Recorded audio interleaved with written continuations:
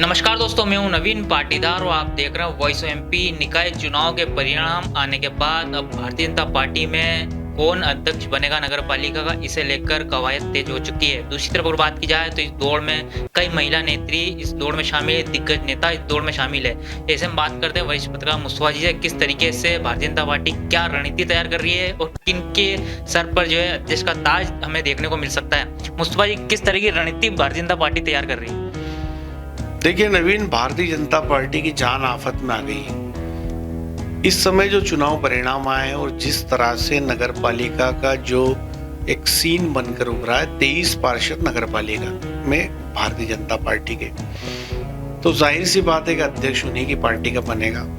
लेकिन भारतीय जनता पार्टी ने 20 महिलाओं को टिकट दिया था और अच्छी खासी संख्या में महिलाएं चुनाव जीती है। और जो महिलाएं चुनाव जीती उनमें यदि आप जोड़ बाकी करें तो इसमें 6 महिलाएं तो अध्यक्ष पद की ताल ठोक चुकी है और उनकी तरफ से ये खबरें आ रही है कि वो नगर पालिका अध्यक्ष की दावेदारी करेगी। जैसे यदि बात की जाए तो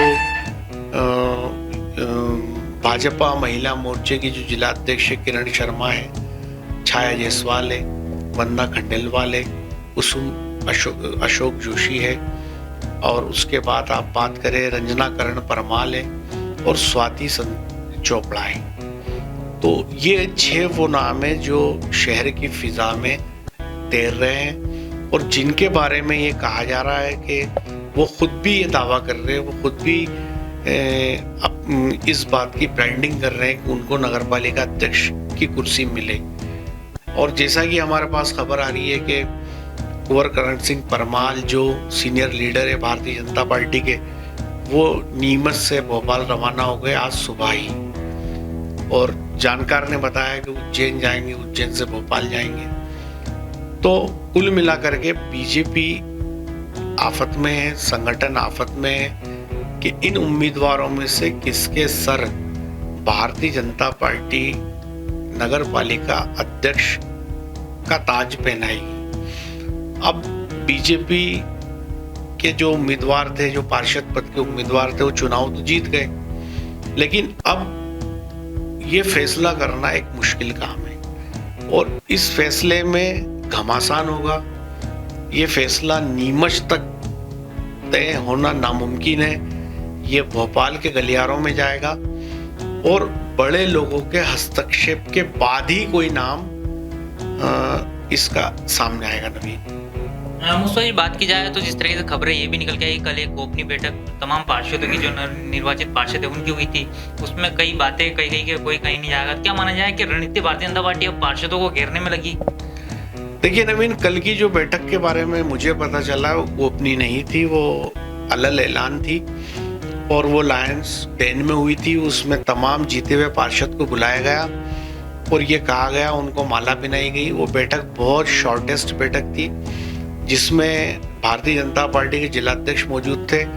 उन्होंने उन सभी पार्षदों से कहा कि सभी पार्षद यहीं रहेंगे और संगठन अपने स्तर पे नाम तय करेगा और जब नाम तय हो जाएगा तो पार्षदों को बता दिया जाएगा कि कौन अध्यक्ष पद का उम्मीदवार है। तो जाहिर सी बात है कि पवन पाटीदार ने जितनी बातें पार्षदों को बोली उतनी ही जरूरी थी, क्योंकि बीजेपी इस बात को लेके निश्चिंत है कि कांग्रेस की तरफ से कुछ नहीं होगा, क्योंकि कांग्रेस ऑलरेडी पहले ही एक बैकफुट पे है, क्योंकि उनमें आज की तारीख में इतना दमखम नहीं है, उनके संगठन में उनकी सरकार नहीं है। तो वो बीजेपी ये सोचती है कि कांग्रेस जो है बड़े इतने ज्यादा पार्षद तोड़ नहीं सकती, वो भी बीजेपी से जो सत्तारूढ़ दल है। तो चूंकि जब वो कांग्रेस की तरफ से निश्चिंत है तो और कोई पक्ष तो है ही नहीं जो नगरपालिका अध्यक्ष का चुनाव जो है लड़ ले या लड़ा दे। लेकिन एक आश्चर्य की बात है कि अभी कुछ देर पहले मेरी टेलीफोन पे पूर्व विधायक नंदकिशोर पटेल से बात हुई थी, तो वो दम भर रहे हैं। वो मुझसे कह रहे थे कि कांग्रेस अपना उम्मीदवार उतारेगी और कांग्रेस अपने उम्मीदवार का चुनाव लड़ाएगी, और वो ये भी कह रहे थे कि कांग्रेस सभी तरफ संभावनाएं तलाश कर रही है और कांग्रेस ये देख रही है कि किस तरह से उनके कांग्रेस का पार्षद नगर पालिका अध्यक्ष बने। तो ये भी एक बड़ी बात है कि नंदकिशोर पटेल इस तरह की बात बोलते हैं और वो ये कहते हैं कि हम संभावना तलाश रहे हैं, वो ये कहते हैं कि हम हमारा उम्मीदवार उतारेंगे और कोशिश करेंगे कि हमारा उम्मीदवार नगर पालिका अध्यक्ष बने। तो कल जो भाजपा की बैठक हुई थी वो इस एतबार से हुई थी कि कांग्रेस तो कुछ करेगा नहीं, लेकिन आज जो नंदकिशोर पटेल का बयान आया है वो चौंकाने वाला है। तो क्या नंदू भाई की बीजेपी के खेमे में बात चल रही है? क्या नंदू भाई या उनके उम्मीदवारों की निर्दलियों से बात चल रही है? तो ये राजनीति है। राजनीति में कुछ भी नहीं कहा जा सकता कि ऊंट किस करवट बैठे। इस शहर ने देखा मधुबन पाटीदार अध्यक्ष बनी थी, किन हालातों में बनी थी, क्या स्थितियां थी। तो कुल मिलाकर के भाजपा को भी अलर्ट रहने की आवश्यकता है, लेकिन भाजपा को अपने दल में ही मुश्किल है, क्योंकि जो 6 महिलाओं के नाम मैंने गिनाए वो 6 सीनियर हैं। उनमें से 5 तो यदि बात की जाए किरण जायसवाल, किरण शर्मा, छाया जायसवाल, वंदना खंडेलवाल, तो ये तीनों सीनियर बीजेपी की नेत्री है, पार्टी के कई पदों पे काम कर चुकी है। और यदि आप कुसुम जोशी और रंजना परमाल और स्वाति चोपड़ा की बात करें तो इनके जो पति या ससुर है वो भाजपा के कद्दावर नेता है। जैसे करण सिंह परमाल की बात की जाए तो वो 40 साल से अधिक हो गए भारतीय जनता पार्टी में काम करते हुए। अशोक जोशी की बात की जाए तो वो कांग्रेस बीजेपी के कई पदों पे रहे। और संतोष चोपड़ा की बात की जाए तो वो भी बीजेपी के सीनियर लीडर माने जाते हैं। तो अब भाजपा संगठन के लिए मुश्किल ये है कि इसमें कैसे तय किया जाए कि किसको अध्यक्ष बनाया जाए। नवीन मुसा, जिस तरीके से आपने कांग्रेस की बात करी कि पूर्व एमएलए जो है नंदकिशोर पटेल ने जो है एक बड़ी बात कही है कि वे जो अपने उम्मीदवार उतारेगी, तो क्या आंकड़ों की बात किया है तो 14, 23 और 3 निर्दलीय का आंकड़ा बैठता था। क्या कांग्रेस क्या रणनीति तैयार कर सकती है? देखिए नवीन, कांग्रेस ये देख रही है कि भारतीय जनता पार्टी में अध्यक्ष की दौड़ को लेके घमासान है। जो मुझे लगता है, जो मेरा इमेजिनेशन है, नंदकिशोर पटेल ने इस बारे में खुलासे में मुझे नहीं कहा। उन्होंने तो उतनी ही बात कही कि हम अपना उम्मीदवार उतारेंगे और कांग्रेस संभावनाएं तलाश कर रही। मैं उनकी बात को गंभीरता से लेता हूं, क्योंकि कांग्रेस की राजनीति में कद्दावर नेता है और अभी नगर पालिका चुनाव में उन्होंने जमकर अपने उम्मीदवारों को जिताने के लिए पूरा दमखम लगाया और पूरी तरह मैदान में डटे रहे। तो वो चूंकि इतने सीनियर लीडर है और वो जब भी कोई बात कहते हैं तो उसका कोई अर्थ होता है। तो मुझे जो अंदाजा लगता है, जो मेरा इमेजिनेशन है, कि कांग्रेस ये सोचती होगी कि चूंकि बीजेपी के अंदर चुनाव अध्यक्ष पद पे बैठने के उम्मीदवार आधा दर्जन से अधिक है, तो कांग्रेस ये भी संभावनाएं तलाश कर सकती है कि यदि हम किसी को समर्थन दे दे वो अपने साथ कितने पार्षद लेके आता है।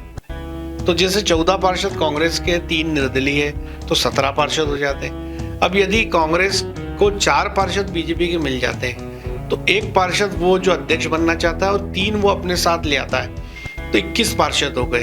तो ये 21 पार्षद आसानी से नगर पालिका अध्यक्ष चुन सकते हैं। तो पटेल साहब ने जो मुझे बात बोली उससे मेरा इमेजिनेशन ये कहता है कि कांग्रेस ये संभावना तलाश सकती है कि भारतीय जनता पार्टी में यदि कोई अध्यक्ष पद का उम्मीदवार है और बीजेपी यदि उसको सपोर्ट नहीं कर रही है तो वो हो सकता है यदि कांग्रेस उसको ऑफर दे कि हम आपका सपोर्ट करेंगे, आप अपने साथ 3 पार्षद लेके आ जाओ और हम आपको अध्यक्ष बना देंगे, और बाकी जो पद होते हैं जैसे राजस्व सभापति, लोक निर्माण विभाग का सभापति, स्वास्थ्य विभाग का सभापति, स्टैंडिंग कमेटी, तो उसमें वो कांग्रेस के लोगों को मोबिलाइज कर देंगे। चूंकि भाजपा का बोर्ड बनता है तो ऐसी स्थिति में किसी भी समिति के अंदर भाजपा कांग्रेस के पार्षदों को नहीं लेगी।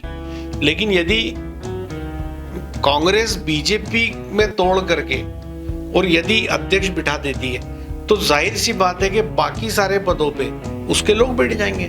तो ये मेरा अंदाजा है कि जो पटेल साहब कह रहे हैं कि हम संभावनाएं तलाश रहे हैं, तो संभावनाएं तलाशने का एक ही दरवाजा दिखता है कि भाजपा के अंदर चूंकि उम्मीदवारों की लंबी फौज है, यदि कोई असंतुष्ट होता है या किसी ने तय कर लिया है कि उसको अध्यक्ष बनना है और वो यदि रिवोल्ट करता है तो उस स्थिति में ये काम हो सकता है, ऐसा मुझे लगता है। लेकिन अभी चूंकि पत्ते कांग्रेस ने खोले नहीं है, और बीजेपी की यदि बात की जाए तो बीजेपी में भी अभी बहुत ही प्राथमिक स्तर पे यह मामला चल रहा है, क्योंकि 10 दिन का टाइम है। तो अब जाहिर सी बात है कि इसमें जो अहम रोल है वो जो मुझे लगता है वो भाजपा जिलाध्यक्ष का अहम रोल है, यहाँ के जो विधायक है नीमच के उनका अहम रोल है, फिर इसमें एक महत्वपूर्ण रोल जो सांसद है उनका भी है, वो भी अपना पक्ष रखेंगे, और एक और महत्वपूर्ण व्यक्ति इसमें है प्रभारी मंत्री। अब ये 4 लोगों के सामंजस्य के बाद कोई नाम तय होंगे और फिर वो नाम संभागीय समिति में और फिर भोपाल जाएंगे, तो एक पूरी प्रक्रिया है। तो अब यहाँ जो समन्वय होगा, यहाँ जो मंथन होगा, यहाँ जो नाम निकल के आएंगे, यहाँ जो पैनल बनेगा, उसी पे ऊपर विचार होगा।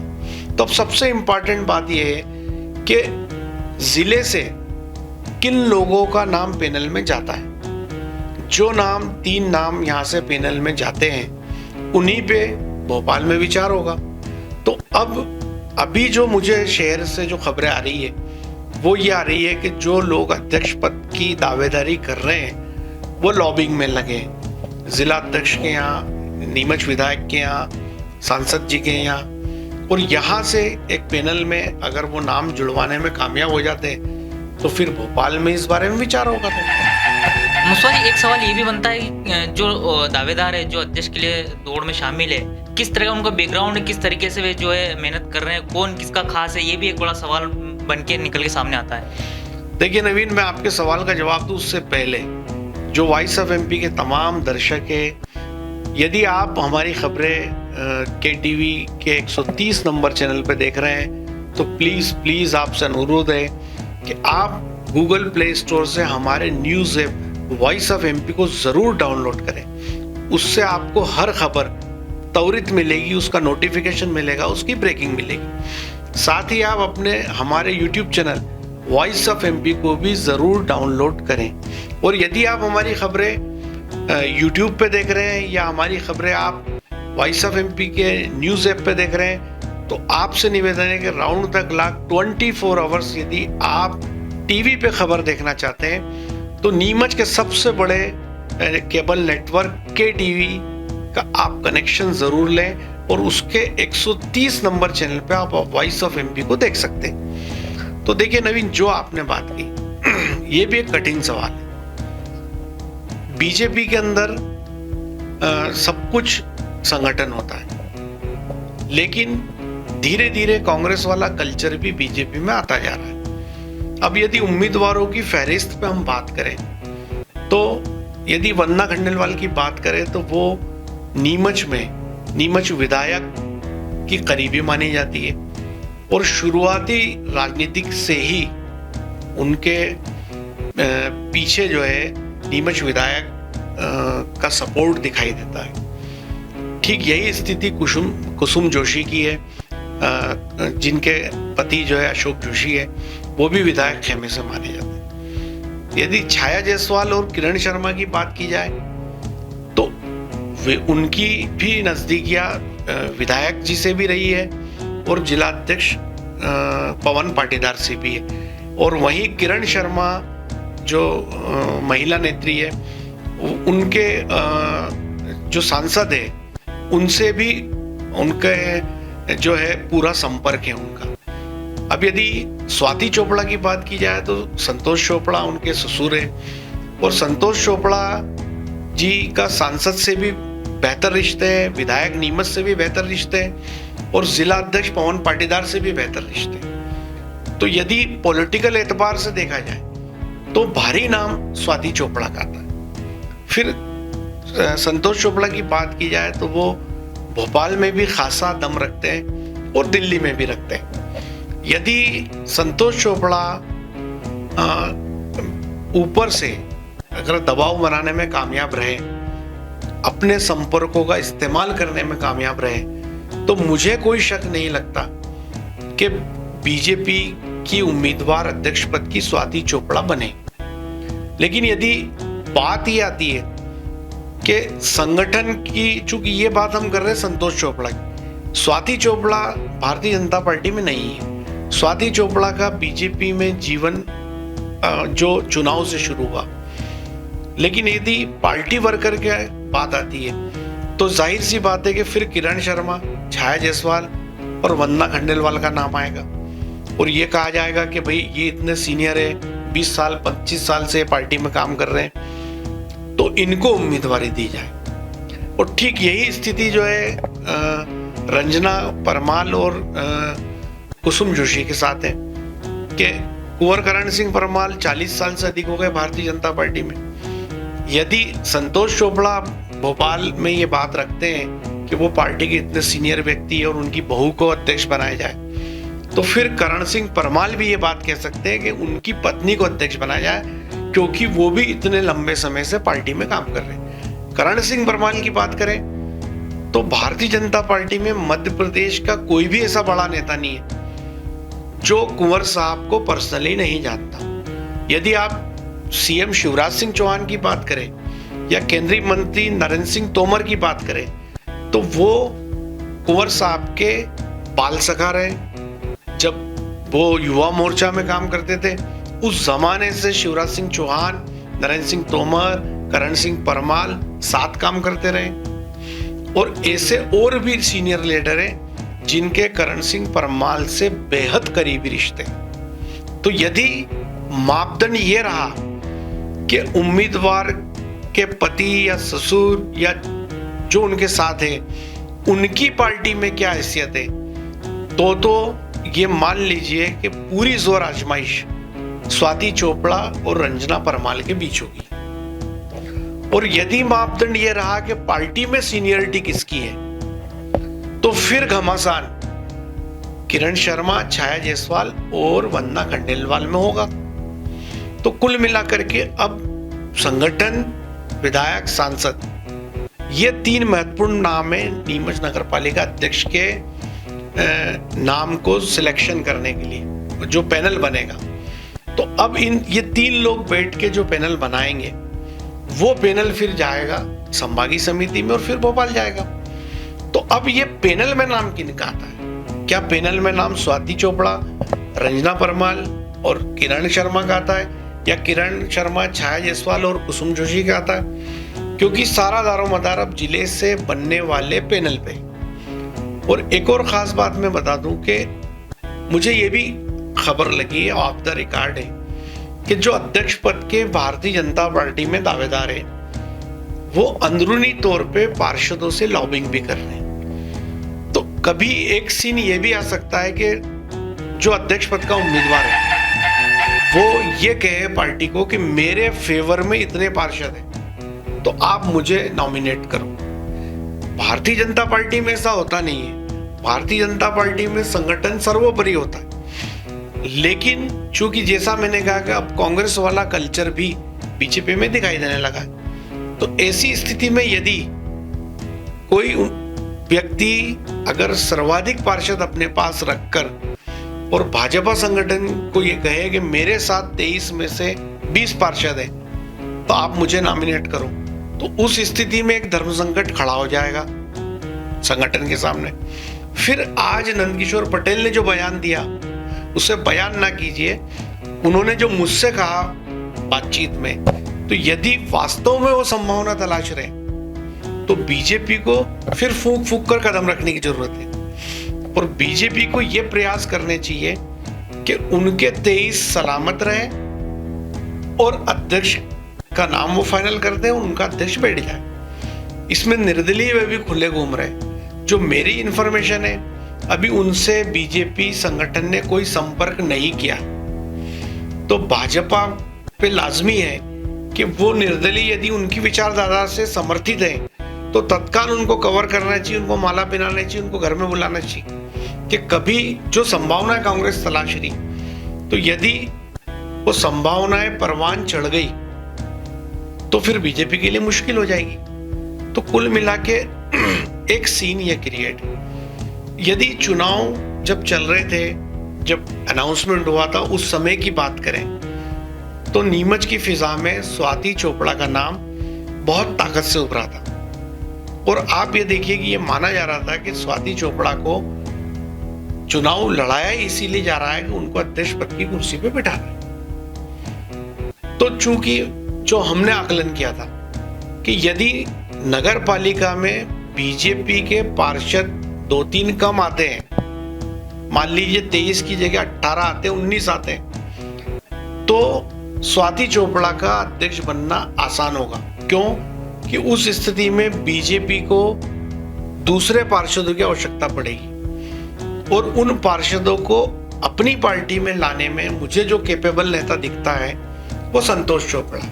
वो ये काम बेहद आसानी से कर लेते क्योंकि जमाना जानता है कि ये तमाम चुनाव मैनेजमेंट पे चलते हैं। लेकिन हमने ये भी कहा था कि यदि कंप्लीट मेजॉरिटी बीजेपी के आएगी, उस स्थिति में स्वाति चोपड़ा का अध्यक्ष पद के लिए नॉमिनेट होना थोड़ा मुश्किल होगा। क्यों?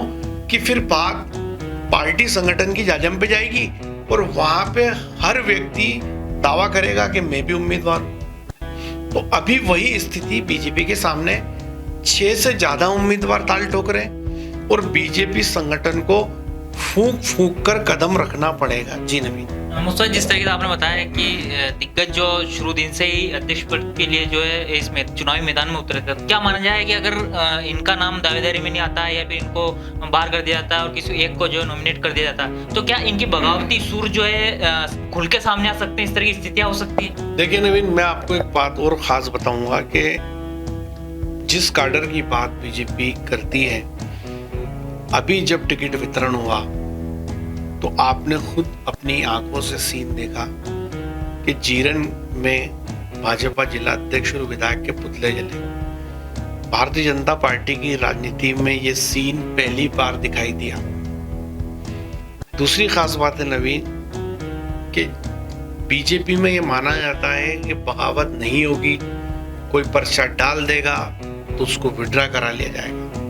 लेकिन इस बार सर्वाधिक बागी लोगों ने पार्टी के खिलाफ चुनाव लड़ा या पर्चा भरा या पर्चा उठाने के बावजूद कई वार्डों से आपके पास भी मेरे पास भी ये सूचनाएं हैं कि अंदर खाने वो भाजपा के लोग दूसरे उम्मीदवार की मदद कर रहे थे और वो इस प्रयास में थे कि बीजेपी का उम्मीदवार चुनाव हार जाए।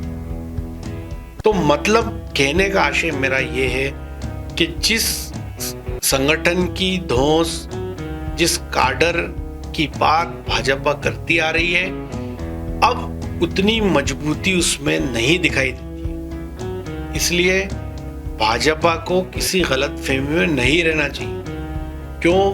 कि ये पद का मामला है और पद के लिए कोई भी व्यक्ति किसी हद तक जा सकता है। जैसे हम दोनों कुछ देर पहले बात कर रहे थे और आपने मुझे खुद ने कहा कि जीरन में बड़ी स्थितियां नाजुक हो गई है, दोनों तरफ बराबर आ गए हैं और 3 निर्दलीय है और अब 3 निर्दलीय पूरी सिस्टम को अपने हाथ में ले चुके हैं और उनके हिसाब से जो भी कहानी बनेगी उनके हिसाब से बनेगी। तो आज अभी नीमच में देखा जाए तो कांग्रेस के 14 है, जैसा मैंने अभी कहा, और 3 निर्दलीय है। अब 3 निर्दलीय ने अभी माला तो नहीं पहनी है, तो 14 और 3 17 हो गए। अब कांग्रेस पार्टी के 4 वोट ही कम पड़ रहे हैं, तो कांग्रेस जो अध्यक्ष बनना चाहता है उसके गले में माला डाल दे, क्या ये हम आपको अध्यक्ष बना देते हैं? तो फिर बीजेपी के लिए संकट है। तो जो बात आप कह रहे हो बगावत की, तो मेरा ये कहना है कि राजनीति में कुछ भी नहीं कहा जा सकता कि कौन कहां बागी हो जाए। आप देख लीजिए महाराष्ट्र का उदाहरण सामने, एकनाथ शिंदे 40 एमएलए लेके चले गए, तो उनको सीएम बनना था, तो सीएम बनने के लिए उन्होंने अपनी जो मातृ संस्था थी, जो अपनी पार्टी थी, उसको भी छोड़ दिया।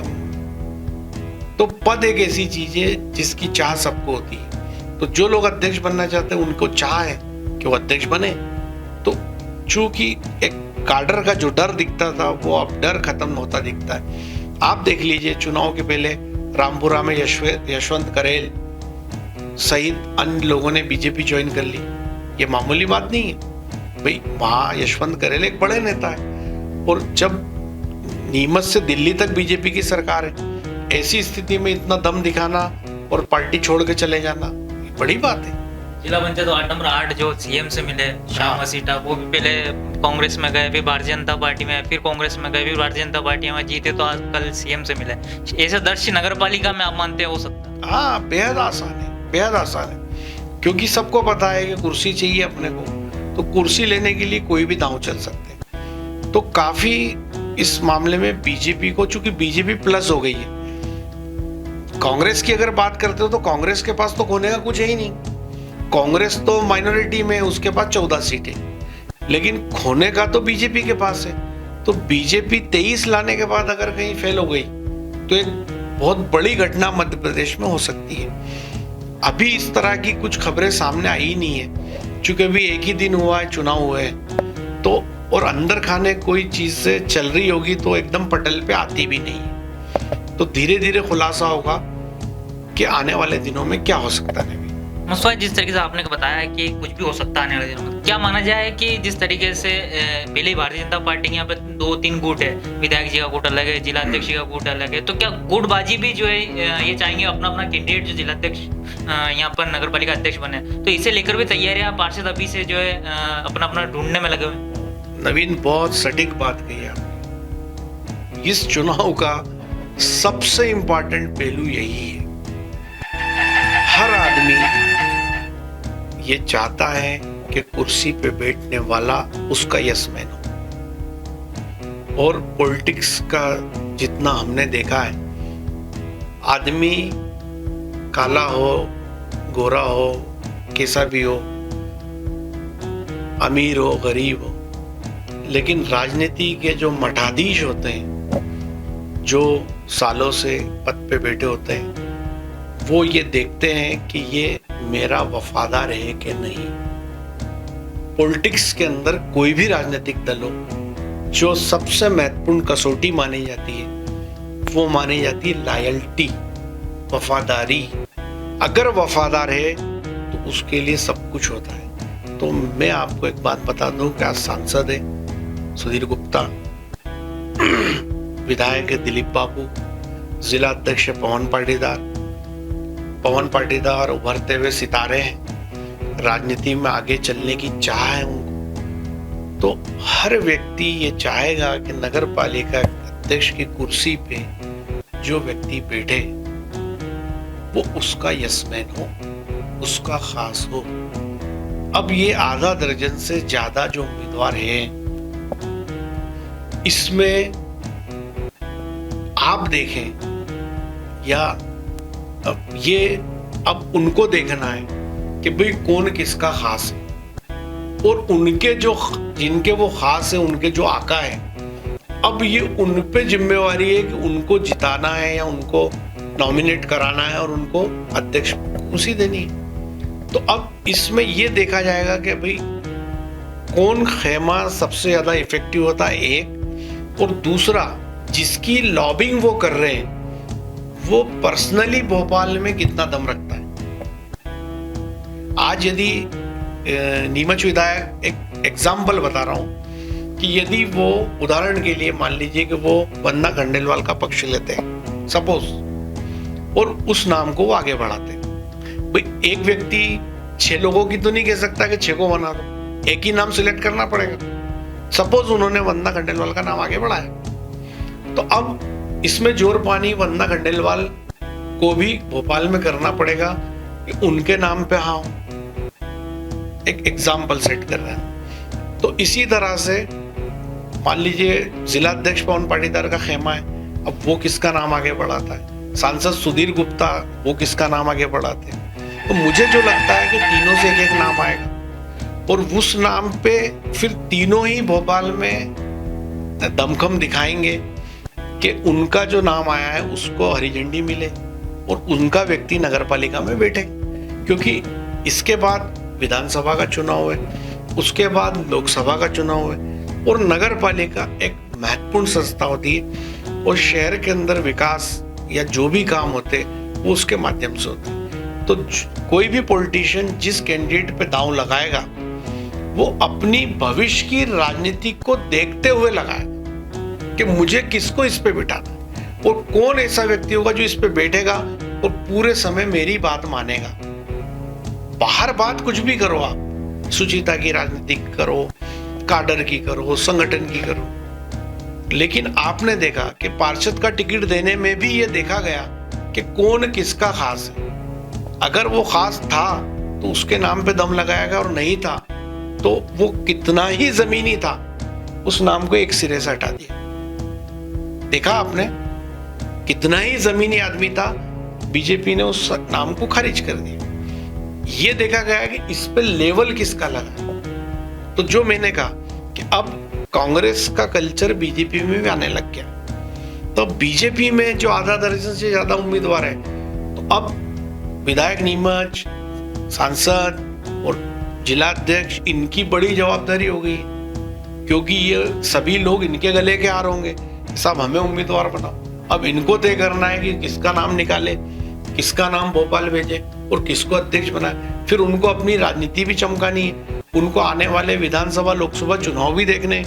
तो बहुत ही एक टिपिकल मैटर है, और बीजेपी को फूक फूक के कदम रखना है, और कांग्रेस के पास खोने का कुछ है नहीं। मुझे जो लगता है कांग्रेस सारे दरवाजे खोल के बैठेगी और कहेगी कि आइए स्वागत है। अब कल क्या स्थिति बनती वो सबके सामने आ जाएगी। जी नवीन। तो ये थे वरिष्ठ पत्रकार मुस्तफा जी, जिन्होंने पूरे नगर पालिका चुनाव को लेकर, किस तरीके से अध्यक्ष को लेकर, किस तरह भारतीय जनता पार्टी में घमासान मचा हुआ, किस तरीके से जो दावेदार है वो भोपाल की तरफ दौड़ लगा रहे हैं। वहीं अगर बात की जाए तो कांग्रेस भी अपनी रणनीति तैयार कर रही है, किस तरीके से तोड़ मरोड़ के जो है वे किस तरीके से नगर पालिका कब्जा कर ले। वहीं स्थानीय जो दावेदार थे वे शुरू दिन से किस तरीके से यहाँ पर जो है अध्यक्ष के लिए अपनी कशमकश कर रहे थे, वो चुनाव जीत के जो मैदान में आए वे एक बार फिर जो है अपनी मेहनत करते हुए दिख रहे हैं अध्यक्ष के। तब तक का अपडेट, इस अपडेट के लिए बने रहे हमारे साथ। जय हिंद, जय भारत।